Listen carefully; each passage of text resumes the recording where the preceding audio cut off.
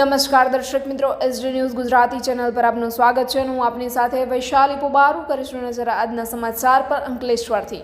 અંકલેશ્વરના સર્જન બંગલોઝની બાંધકામ સાઇટ ખાતે સિક્યોરિટી ગાર્ડની હત્યાના ગુનામાં છેલ્લા 5 વર્ષથી નાસ્તા ફરતા આરોપીને એ ડિવિઝન પોલીસે અમદાવાદ ખાતેથી ઝડપી પાડી કાયદેસરની કાર્યવાહી હાથ ધરી છે.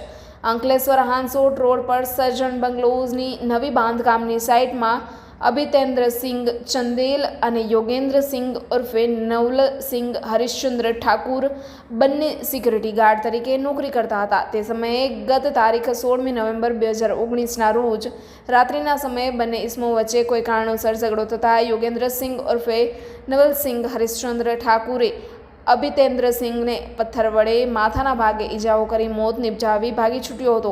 એ ડિવિઝન પોલીસે હત્યાનો ગુનો નોંધી તપાસ હાથ ધરી હતી. તે દરમિયાન પોલીસે છેલ્લા 5 વર્ષથી નાસ્તા ફરતા આરોપીને અમદાવાદ ખાતેથી ઝડપી પાડી કાયદેસરની કાર્યવાહી હાથ ધરી છે.